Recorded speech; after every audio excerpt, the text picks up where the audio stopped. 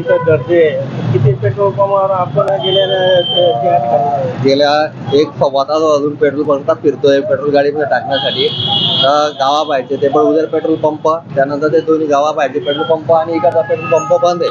फक्त मग हाच पेट्रोल पंप एकमेव चालू आहे, पण तिथे बरीचशी गर्दी वेटिंगला आहे. आता त्या ठिकाणी आपण गर्दीत केल्यानंतर ते पेट्रोल भेटतं का नाही भेटतं, हा पण एक महत्वाचा विषय आहे. सर्वसामान्य माणसासाठी खूपच त्रासदायक आहे आणि त्यासाठी काहीतरी लवकरात लवकर मार्ग काढावा अशी आमची सरकारसाठी विनंती आहे. शिल्लक नाही झालं, चोपड्यात तरी शिल्लक नाहीये.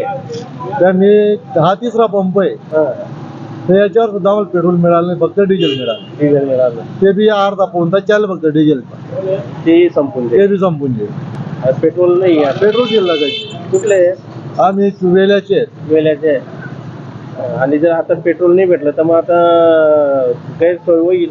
गैरसोय आम्हाला रात्री शेतामध्ये पाणी भरायला यावं लागतं. रात्री 12च्या टाइम असतो, लाईटच्या बरोबर. 1च्या टाइम असतो. अच्छा. मग आता काय पायदल जावं लागेल.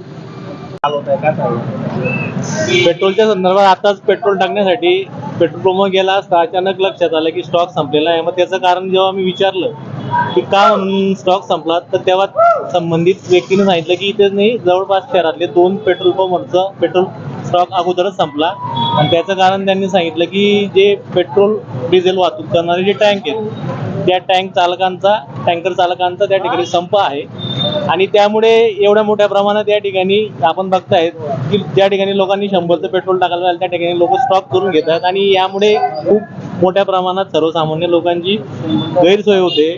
तेव्हा या टँकर चालकांचं काय नेमक्या अडचणी आहेत, काय म्हणणे, ते लवकर संबंधित पदाधिकाऱ्यांनी शासनाने समजून घ्यावं आणि जेणेकरून सर्वसामान्य त्या ठिकाणी वेठीस धरले जाणार नाहीत.